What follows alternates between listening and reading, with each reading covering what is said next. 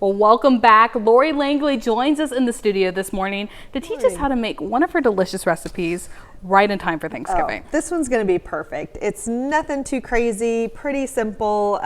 Chris might even be able to do this one. I don't know. It has eggs, so it's iffy.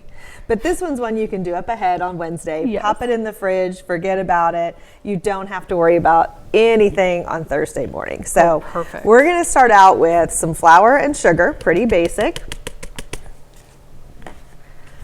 Just regular old white sugar, regular all-purpose flour.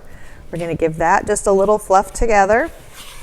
And if you have a whisk, that always works well for getting those, but it's not really necessary. We've got a little bit of baking soda and salt already measured out in this, and again, very small amounts. Because this is a really nice cake that's going to have kind of a coffee cake or almost muffin texture. Ooh. So we don't need a lot of leaveners in that.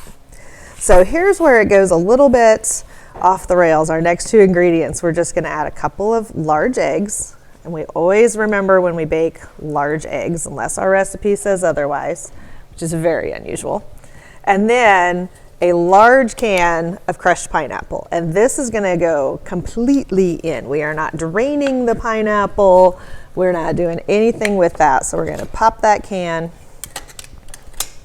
And we are going to dump that entire can into our flour mixture. Well, that makes it just extra easy. It really does. It really, really does. And this is going to, of course, add our liquid that we need for that recipe. It's going to give a nice little tangy flavor to it, but it's still a nice sweet cake. So this one is just kind of all the sort of flavors of fall. We're going to have some nuts in there and some warm crunch on the top.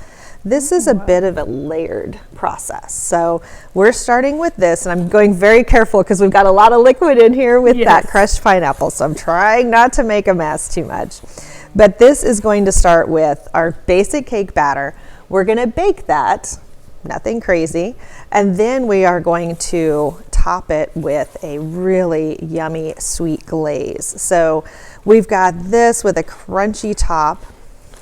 This is just about fully incorporated. You don't want to over mix it. It's really not necessary to get that hand mixer out. Just use the spatula.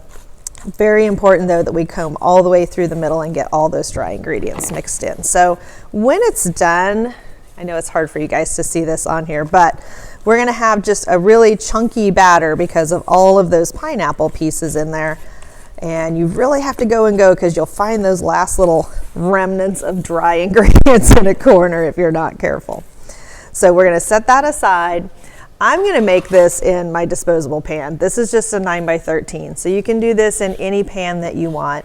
It's always recommended that you stick with a metal pan though, as opposed to your glass dish. Save that for baking all the casseroles and things that we're going to be doing this week.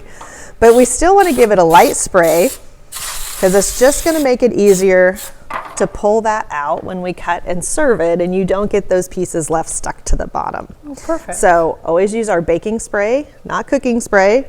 Difference there. Yes. So I'm going to pour all of this batter in here.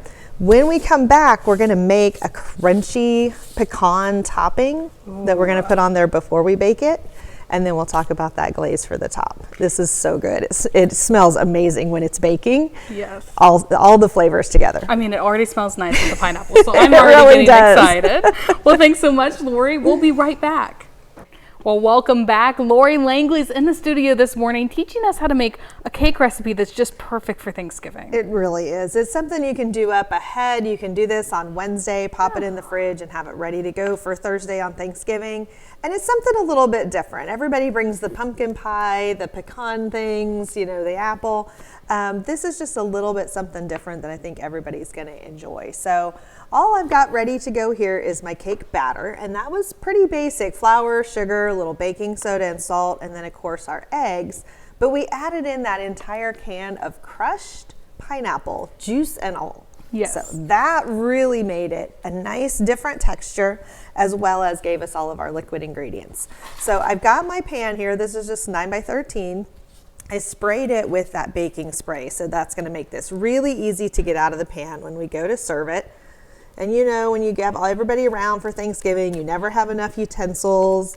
It's always nice when you have something easy to pop out of the pan. Yes. We're gonna pour that entire mixture in there, kind of level it out a little bit, but it's not ready to go in the oven just yet. We've got to add this really yummy sort of caramely, crunchy topping.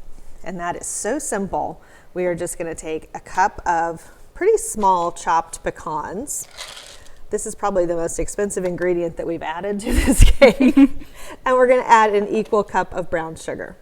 And then we just wanna toss those two things together a little bit, just make sure that they're kind of incorporated. Yeah. We don't need to add any liquid to that. We just wanna make sure that it's easy to spread and you're getting some of both all over your cake. So once that brown sugar is broken up, because that was well packed, and you can use light brown or dark brown. Honestly, dark brown is really good. You get almost that more molasses flavor out of the dark brown sugar.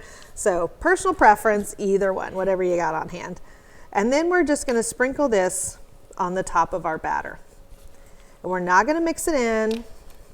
We wanna really coat it, and this is gonna make a pretty solid coating on top of this 9x13 layer. And that's just so easy to do. So simple. Again, very few bowls. We could have done this in our other dirty bowl already. We didn't even have to get another one out. Minimal of dishes, because we know you're gonna have plenty of those already. But we wanna just coat it evenly. Make sure you get those pecans well incorporated so that they're not all in a lump, and that we get some of that brown sugar.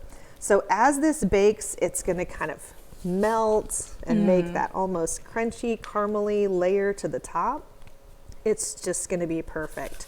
You wanna have your oven preheated to 350. If you are using a light or aluminum pan like this, you can even bake this on a cookie sheet just kind of for safety. Because as anybody knows that uses these regularly like I do, sometimes they can be a little flexible when you have them full of a very heavy batter. So just be careful with that. You're gonna bake this for about 45 minutes. When I did mine last night, it was about spot on to 45 minutes, and just test it with that toothpick in the middle like any other cake. The beauty of this is while this is baking, once your timer is at about 30 minutes that has baked, you're gonna wanna start on this yummy topping. So when we come back, we're gonna show you that. And as soon as that cake comes out, we pour this on top, and that is the final bit. Perfect. Well, it already is looking so good, so I'm so excited to see it come together. We'll be right back. Well, welcome back. Lori Langley's in the studio with this morning, and she's teaching us how to make this pineapple pecan cake that already smells great, and it's just perfect for Thanksgiving. Oh, it really is. And you brought up a great point. A lot of you may be reminded of a hummingbird cake, or some recipes are even called a granny cake. It's got a lot of iterations over its lifetime, but this is kind of an old-fashioned recipe that I think everybody will recognize and enjoy. And like we said, it's just a little break from the pumpkin pie that everybody else will bring. So it kind of makes you stand out. But we've got our cake. This is ready to go in the oven. And after that has baked for about 30 minutes while it's finishing off that last 15, 20 minutes in the oven, you can start to make a kind of a glaze that's going to go on top, and almost like a poke cake where you're going to pour that syrup over the top. Yes. That's what we're going to do. So when you go to KOAM News Now later and you look up that recipe, the traditional way of doing that is with a cup of evaporated milk and some sugar. Absolutely works great. I love that. When I was finishing up on this yesterday, I actually got a little distracted and scorched my batch of that, and then I didn't have any more evaporated milk at the moment. So plan B is always sweetened condensed milk.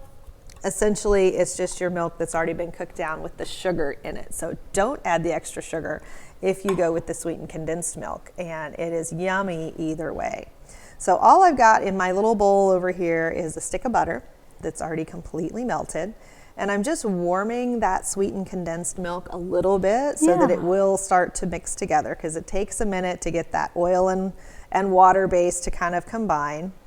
And once that is thoroughly mixed, it's going to take a minute, and it's going to look a little funky for a minute. It looks very oily right off the bat. Same with your evaporated milk. If you do the evaporated milk, just to make sure that your sugar is nice and melted, you want to do that to a low boil for about 1 minute. And that's going to take care of any grittiness left from the sugar, and it's going to make sure that that's all well combined. So once those are really well mixed together, and whether you've boiled it for a minute or just melted it, you'll add a little splash of vanilla at the end. And that way that is warming and kind of simmering to the side as soon as that cake comes out of the oven. So again, not on our not baked one here. This is going to go on our baked cake as it comes out of the oven. And you can see this is a beautiful golden brown on the top. You get that crunchy layer where that brown sugar has really melted and baked in. And then you're going to pour this entire batch over the top of that. And you want to do it kind of slowly. Pour it around those edges, let it soak in a little bit, pour a little more across the top. Kind of do it gradually as you go across because it is quite a bit of liquid. And then you're going to pop this in the refrigerator, best overnight, really. It gives time for those ingredients and those flavors to really melt together and create that yummy texture. Then when you cut it, you can see this is a really thick, dense cake.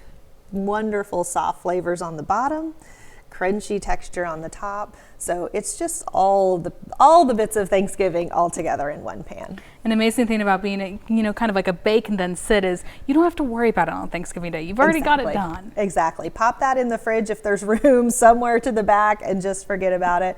Pull that out, throw a little Cool Whip on the corner. It's going to go fast. Perfect.